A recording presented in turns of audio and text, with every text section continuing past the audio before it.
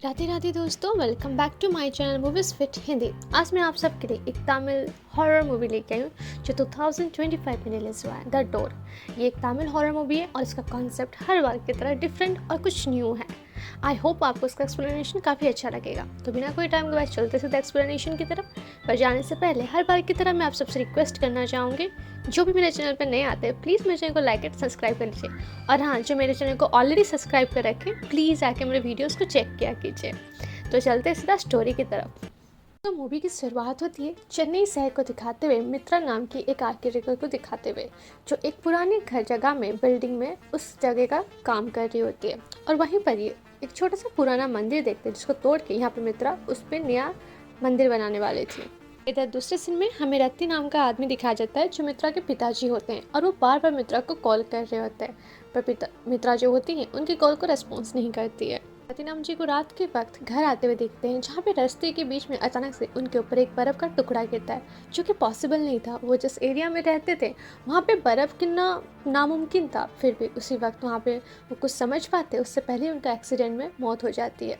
उसके बाद हमें कुछ महीने के बाद का सीन दिखाया जाता है, जहाँ पे हम बड़े से कंपनी को देख पाते हैं, और वहीं पर ही हम मुगल नाम के एक बिल्डर को देख पाते हैं, जहाँ के कंपनी में मित्रा ही जॉब करती है। अब वहाँ पे वो उसी मंदिर के कंस्ट्रक्शन के काम के बारे में पूछते हैं, जहाँ पे उनको पता चलता है कि मित्रा के फादर के डेथ के बाद से मित्रा काम पे नहीं आई है, जिसके बाद से अब ये काम जो है रुका हुआ है। उसके बाद वो मित्रा को खुद कांटेक्ट करते हैं, जहाँ पे मित्रा उनको ये कहती है कि अब उसको जॉब नहीं करना है और वो अपनी जॉब से रिज़ाइन कर रही है। इसको सुनने के बाद वो तुरंत मित्रा के घर जाते हैं, और एज अ व्यूअर्स हमें ये बताया जाता है कि मित्रा के घर में मित्रा की मम्मी, उसकी छोटी बहन और मित्रा तीनों रहा करते थे। यहाँ पे मित्रा की मम्मी उसको बार बार समझाती थी, क्योंकि बहुत उसके पापा के डेथ के बाद से मित्रा डिप्रेशन में जा चुकी थी, ना ही किससे मिलते थे ना ही किससे बातें किया करते थे। अब मित्रा की मम्मी उसको समझाती है कि तुम ऐसे करके अपने आप को ही हार्म पहुंचा रही हो, तो तुम जल्द से जल्द इस सब चीज़ों से दूर हो जाओ और अपने आप को सही कर लो। उसी बीच में मित्रा के जो फैमिली, मतलब जो फादर, जो ऑफिस हैं, सर हैं, वो उनसे मिलने के लिए आते हैं। एज अ व्यूअर्स हमें यहाँ पे और एक बात पता चलती है, जो मित्रा के बॉस होते हैं वो एक्चुअली में उसके फादर के कॉलेज फ्रेंड होते हैं, जिसके बाद से वो मित्रा को समझाते हैं कि तुम बहुत अच्छा काम करती हो और तुम अपने काम में काफ़ी परफेक्ट हो, तो तुम अपना जॉब क्यों छोड़ना चाहती हो। जहाँ पे मित्रा उनको बताती है कि उसको लगता है कि वो मंदिर को तोड़ने की वजह से उसके पिताजी की मौत हुई है, और शायद इसलिए वो अपने आप को माफ़ नहीं कर पा रही है और वो दोबारा ज्वाइन नहीं करना चाहती। जहाँ पे उसके सर उसको ये समझाते हैं कि तुम बेफालतू में ओवर थिंकिंग कर रही हो, क्योंकि उस जगह का जो मंदिर है पहले तो वहाँ पे कोई पूजा नहीं होती थी, और वैसे भी वो मंदिर को तोड़ के हम उसी जगह में एक तो नया मंदिर भी बनाने वाले हैं, तो तुम उस चीज़ को लेकर ज़्यादा गिल्ट मत करो। और उसको काफ़ी अच्छे से समझाते हैं। अमित्रा इस बात को समझती है, दोबारा चेन्नई जाने के लिए तैयार हो जाती है, जहाँ पे वो दूसरे दिन ही चेन्नई के लिए निकलती है। यहाँ पे मित्रा नेक्स्ट डे चेन्नई पहुँच जाती है, और वो एक गेस्ट हाउस में रहती है, जहाँ पे माया नाम की पहले से एक लड़की रहती थी। बट वो लड़की काफ़ी डिफरेंट थी, मतलब वो किसी से भी सीधे मुँह बात नहीं करती थी और बहुत ही पट पट रिप्लाई करती थी, मतलब जैसे कि उसको दोस्त जगह में रिलेटिव बनाना बिल्कुल पसंद नहीं था। हालांकि इस सब बातों का मित्रा को फ़र्क नहीं पड़ता है, और मित्रा चुपचाप अपने कमरे में जाके अपनी चीज़ों को निकालती है। मित्रा तुरंत तैयार होकर अपने ऑफिस के लिए निकलती है, जहाँ पे उसके क्लाइंट भी उससे मिलने के लिए आए थे। अब यहाँ पे क्लाइंट ये कहते हैं कि उनको उसी जगह में और एक बिल्डिंग चाहिए, बट वो मंदिर का जो जगह है उसको वहाँ पे वो मंदिर नहीं बनाना चाहते थे, जिसको सुनने के बाद मित्रा इस चीज़ के लिए बिल्कुल एग्री नहीं करती है, और ये कहती है कि वहाँ पे पहले ही हमने मंदिर बनाने का प्रॉमिस किया हुआ है लोगों को, तो हम उनसे प्रॉमिस तोड़ेंगे नहीं। और इस बात को लेके वो डिसाइड करते हैं कि वहाँ पे मंदिर बनेगा ही। उसी वक्त जब मित्रा घर के लिए निकल रही होती है, तो उसी के ऑफिस के कलीग के एक आदमी ने कहा, बोलते हैं कि हमारा यहाँ पे बाहर काम है, तो मैं आज उस साइड में नहीं जा पाऊँगा, और वहाँ पे क्लाइंट आने वाला है, तो तुम्हें मीटिंग हैंडल करना पड़ेगा। पहले तो मित्रा बहुत चिचकाती है, मना करती है, बट वो फोर्स करने की वजह से वो रेडी हो जाती है।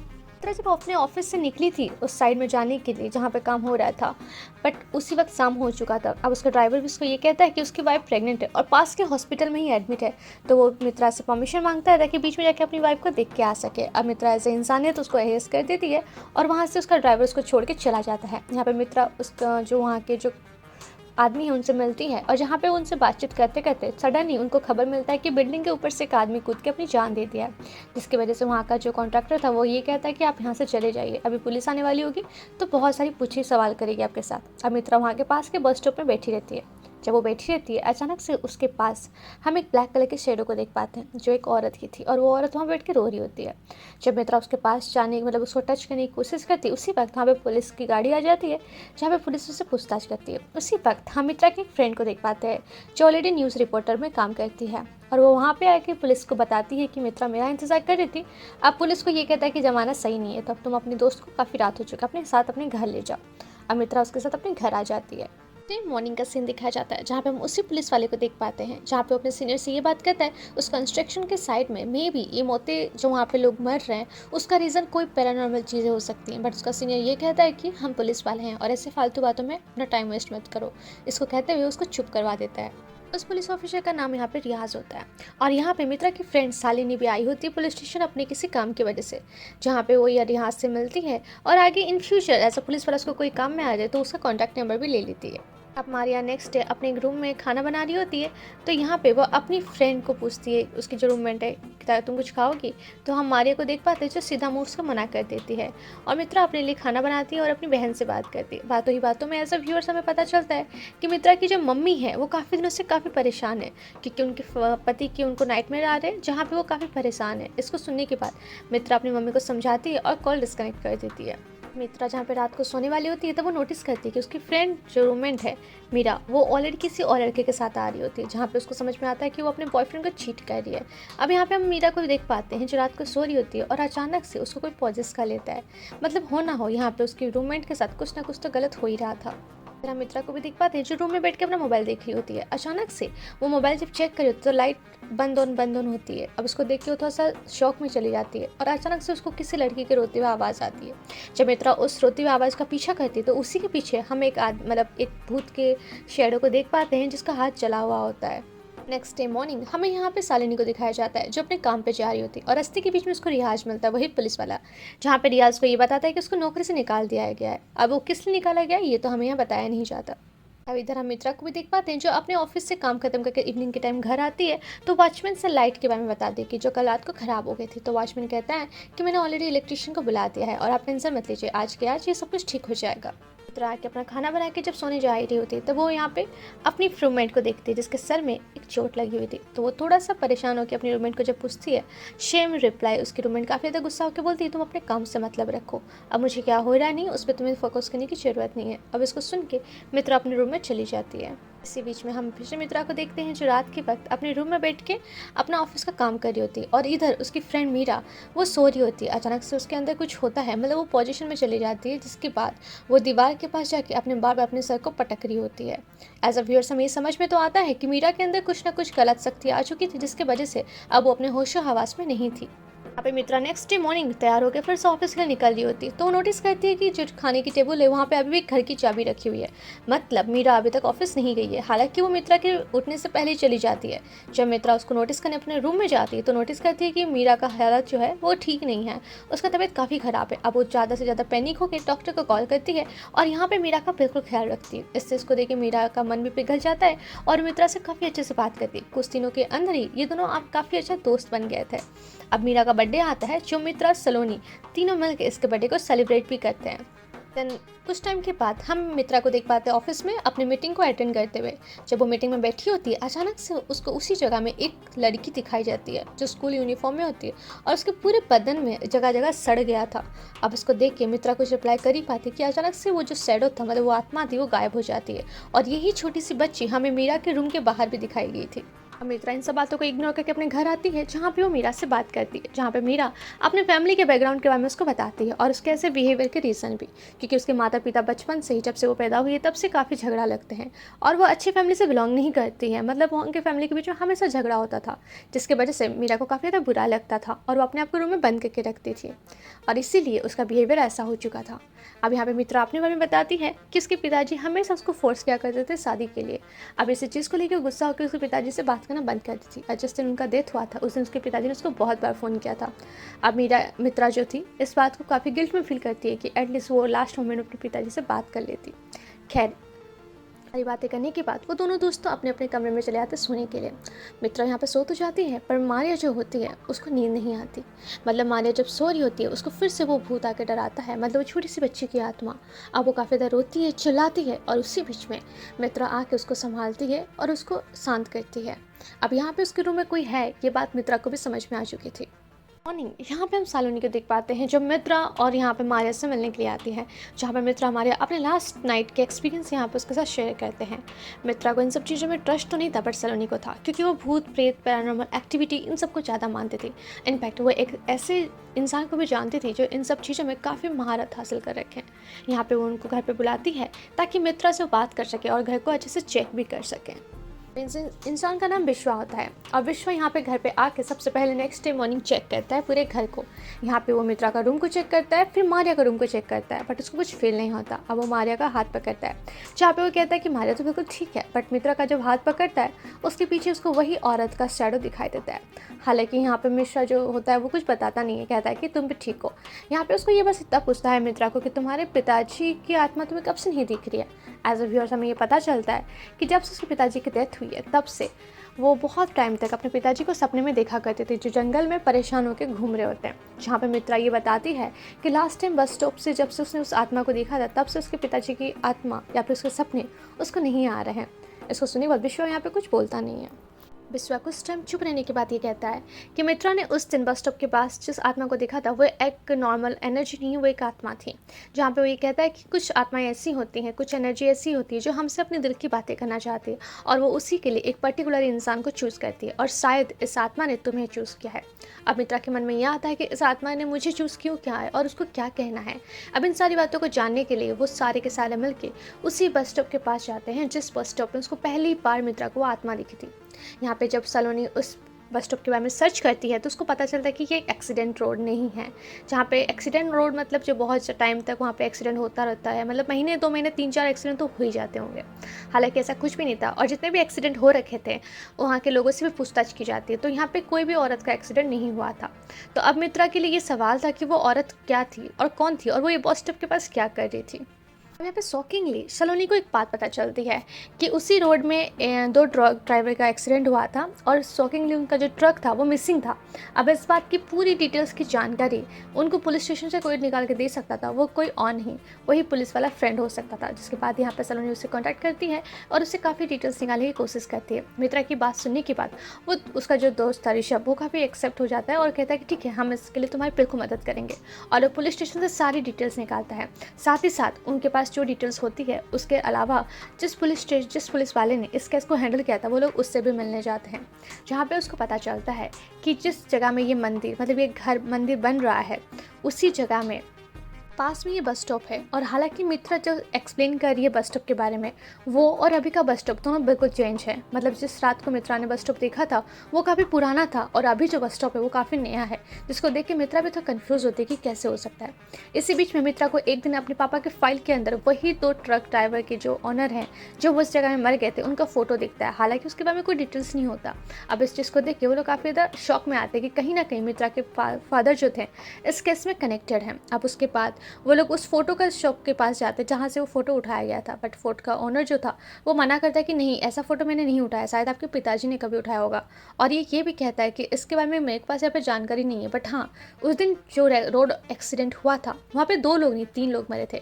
वो दोनों का एक भाई भी था जो उन दोनों के भाई की मौत को देख के हार्ट अटैक से वहीं मर गया था। इसको सुनने के बाद मीरा काफ़ी ज़्यादा शॉक में चली जाती है। अब मीरा एक काम करती है, वो सबसे पहले अपने बॉस के पास जाती है जिसको ये कॉन्ट्रैक्ट मिला था वहाँ पर बिल्डिंग बनाने का, जहाँ पे उसको बातों ही बातों में पता चलता है कि पहले वो जो जगह था वो एक औरत की थी, जहाँ पे वो मंदिर में वो पूजा किया करते थे और मंदिर को वो देखा भी करती थी। उस औरत के मरने के बाद उस जगह का जो ऑनर है वो ये सब चीज़ों को यहाँ पर बेच के US चला गया है, और ये यहीं पर ही अपना काम करवाना चाहता है, बिल्डिंग बनाना चाहता है, ताकि ये जो ज़मीन है अब वो खंडर होकर ना पड़ी रहे। अब इसको सुनने के बाद यहाँ पर मित्रा और उसकी जो फ्रेंड और पुलिस वाला तीनों को यही लगता है कि हो ना हो वो घर की जो ऑनर है और यहाँ पर मित्रा के पीछे जो आत्मा पड़ी है वो आत्मा दोनों के दोनों एक ही हो सकते हैं। अब इसके बाद ये लोग 1985 का केसेस ढूंढते हैं जहाँ पे उस औरत के बारे में कुछ डिटेल्स मिल सके। यहाँ पे जो ऋषभ होता है, जो पुलिस ऑफिसर, वो डॉक्टर जो इंस्पेक्टर कुमार के बारे में पता कराते हैं, जो ऑलरेडी इस केस को हैंडल किए थे, उस औरत का केस को। अब यहाँ पे हमें इस मूवी का कुछ ऐसी चीज़ें पता चलती है जिससे अभी हम लोग अनजान थे। मतलब वो जो ऑनर थी, उसकी एक बेटी भी थी जो कि शायद 9 या 12 साल की होगी। यहाँ पे वो दोनों अकेले रहते थे और उनके हस्बैंड की डेथ हो चुकी थी। बट उस औरत का एक लवर भी था जिसके साथ वो इस घर को, जब मतलब मंदिर को, इस जगह को बेच कर शादी करके भाग के जाना चाहती थी। अब इसके बाद एक दिन क्या होता है, उसकी जो औरत होती है उसकी डेथ हो जाती है, किस तरह से पता नहीं। बट एज अ व्यूअर्स हमें ये बताया जाता है कि वो जो आदमी उसका लवर था, उसके साथ 2 आदमी और भी थे, और ये लवर और वो 2 आदमी तीनों मिलके यहाँ पे वो माँ बेटी को मार के सारा का सारा पैसा लेके उस जगह से निकल जाते हैं। अब यहाँ पे उस औरत ने एक चीज़ रिवील किया था कि जब तक ये घर मतलब माँ का मंदिर है, तब तक इस एरिया से कोई भी गलत शक्ति या फिर कोई बुरी आत्मा बाहर नहीं जा सकती। हालांकि मित्रा ने उस मंदिर को तोड़ने की वजह से अब वो आत्मा बाहर आ चुकी थी, और उसका जो दोस्त लोग होते हैं मित्रा के साथ, उन सबको वहाँ से चले जाते हैं। कुछ टाइम के बाद हमें उस पुलिस वाले का घर दिखाया जाता है, जहाँ पे पुलिस वाले को कोई अनजान नेरो आत्मा या फिर शक्ति उसको मार के वहाँ पे ख़त्म कर देती है। इस बात को जिससे विश्वा को पता चलता है, तो विश्वा परेशान होकर ये कहता है कि हमें शायद सबसे पहले उस पुलिस ऑफिसर को भी अपने साथ लाना चाहिए, जिसकी यहाँ पर डेथ हो चुकी है। अब विश्वा, मित्रा और उसकी फ्रेंड सलोनी तीनों मिलके उसी डॉक्टर के पास जाते हैं जहाँ पे उस औरत का उसने पोस्टमार्टम किया था, जहाँ पे एज अ व्यूअर्स हमें पता चलता है तो औरत का तो कभी पोस्टमार्टम हुआ ही नहीं था। मतलब उन तीनों भाइयों ने प्लान करके उस औरत को उस डॉक्टर के पास भेजा था, जो उसको लावारिस बोल के घोषित कर दिया था, जिसकी वजह से वो आत्मा वहाँ पे, जो लड़की औरत की आत्मा थी, वो यहाँ पे दोनों भाइयों को गाड़ी के सामने रोड में एज अ प्रेशर करके गाड़ी के सामने ले आती है, जहाँ पे उन दोनों की मौत हो जाती है। और उसका जो तीसरा भाई होता है, वो इन सबको देख के वहीं पर हार्ट अटैक में मर जाता है। उनका एक साथी भी था जो राम, वहीं पर बगल में खड़ा हुआ था, बट वो उस एरिया के बाहर होने की वजह से माता का मंदिर वहीं पर ही तब तक था, जिसकी वजह से वो औरत की आत्मा उसको ख़त्म नहीं कर पाई थी। और एक वही आदमी था जो अब तक जिंदा था। अब ये लोग प्लान करके उस आदमी को ढूंढने के लिए निकलते हैं। राम के बारे में तो पता नहीं चलता, पर उनका एक फ्रेंड जो जॉनसन नाम का होता है, जो जेल में था, उसके बारे में पता चलता है, जिसने यहाँ पे राम को बिजनेस स्टार्ट करने में काफ़ी हेल्प किया था। अब यहाँ पे जब उससे मिलने के लिए जाती है मित्रा, तो यहाँ पे वो पुलिस ऑफिसर कहता है, मतलब वो जो होटल में जहाँ पे थे, तो वो कहते हैं कि जॉनसन सर तो कब से चले गए हैं। हालांकि वो वहाँ पे एक गाड़ी बुक करके जहाँ पे वो रहते थे, वहाँ पे मित्रा को भेज देता है। इधर घर पे हम यहाँ पे ऋषभ और उसकी फ्रेंड सलोनी को देख पाते हैं, जहाँ पे ऋषभ बात करता है कि जहाँ जहाँ जगह मौत हुई है वहाँ वहाँ मित्रा भी थी। मतलब यहाँ पे इन लोगों को पता चल चुका था कि मित्रा का अंदर कहीं ना कहीं वो आत्मा ऑलरेडी आ चुकी है, जो मित्रा के थ्रू ये सारी चीज़ें करवा रही है। इधर हम मित्रा को देख पाते हैं जो जॉनसन के साथ बैठ के बात कर रही होती है और उस घर की डिटेल्स के बारे में बताती है, जहाँ पे जॉनसन उसको ये बताता है सारी डिटेल्स जो अभी तक हमें दिखाया गया था कि वो घर में क्या हुआ था और वो औरत कैसी मरी थी। इनफैक्ट वो ये भी बताता है कि उसकी जो छोटी सी बच्ची थी, उसके मुंह पे उसका भाई ने ज़बरदस्ती जोर से हाथ रखने की वजह से उसके वहीं पर ही दम घुट गया था और वो वहीं पर ही मर गई थी। इसको लेकर वो सारी बातें वो बताता है, और साथ ही साथ ये भी रिवील करता है कि ये बातें सिर्फ 2 आदमी को पता था, एक राम जिसको मैंने मार दिया और एक दूसरी तुम हो। जिसको सुनने के बाद मित्रा काफ़ी ज़्यादा घबरा जाती है और ये बताती है कि जिस आदमी को, मतलब अपने पिताजी का नाम लेती है क्योंकि उन्होंने ही उस पेपर में साइन किया था। जिसको सुनने के बाद वो काफ़ी ज़्यादा घबरा जाता है और ये कहता है कि ऐसा हो ही नहीं सकता, क्योंकि वो आत्मा बाहर आ नहीं सकती और वहाँ पे माता का मंदिर है। उसी बीच में मित्रा उसको खींच के चाटा मारती है और ये बताती है कि वो माता का मंदिर टूट चुका है। अब उसी के पीछे हमें उसी आत्मा को दिखाया जाता है। जब मित्रा उसको मारने जा ही रही होती है, मतलब वो आत्मा के पोजीशन में आके, उसी वक्त हम यहाँ पे ऋषभ को भी देख पाते हैं, सलोनी को भी देख पाते हैं, जो मित्रा को काफ़ी जोर से कस के पकड़ लेते हैं। और यहाँ पे जो इंसान था, मतलब जो जॉनसन था, वो जंगलों की तरफ भाग जाता है। जब वो भाग रहा होता है उसके पीछे ऋषभ भी जाता है और यहाँ पे ऋषभ और एज अ व्यूअर्स हम सब देख पाते हैं कि जॉनसन अचानक से एक बर्फ़ के टुकड़े में बदल जाता है और उसका जो जिस्म होता है बहुत ही बेरहमी से टूट के बिखर जाता है। अब इसको ऋषभ दूर से खड़ा होकर देख भी रहा होता है। उनको लग रहा है कि जॉनसन के ये सब क्यों किया गया, क्योंकि एक्चुअल में जॉनसन ही वही आदमी था जो उस औरत से प्यार का झूठा नाटक किया था और यहाँ पे उस औरत को मार के उस जगह में वहाँ पे उसको छोड़ के चला गया था, जिसकी वजह से वो जेल में था और जेल से निकलने के बाद वो अपना नाम चेंज करके यहाँ पे जॉनसन के नाम से रहा करता था। इसी सीन को दिखाते हैं मूवी यहाँ पे ख़त्म होती है। हम इधर इसको देख पाते हैं जहाँ पे वो होटल ऑलरेडी बन चुका था और जैसे कि वो मंदिर को कहा गया था, यहाँ पे वो मंदिर को भी बना देती है। मित्रा इस चीज़ को देख के काफ़ी खुश होती है और वो अभी भी अपने पापा को सपने में देखती है, जिसको अपने पापा अभी खुश नजर आते हैं और उनके मन में कोई भी गुस्सा कुछ भी नहीं होता। अब इसी सीन को दिखाते हुए ये मूवी यहाँ पे द डोर ख़त्म होती है। आई नो काफ़ी सिंपल स्टोरी थी, बट ये मूवी आपको सुनने में काफ़ी ज़्यादा इंटरेस्टिंग भी लगेगी। तो ऐसे interesting movie and web series के मेरे चैनल को सब्सक्राइब करना मत भूलिएगा। मैं नेक्स्ट आप सबसे फिर से मिलूंगी एक ऐसी इंटरेस्टिंग स्टोरी के साथ। तब तक के लिए राधे राधे और मेरे चैनल को सब्सक्राइब करना मत भूलिएगा।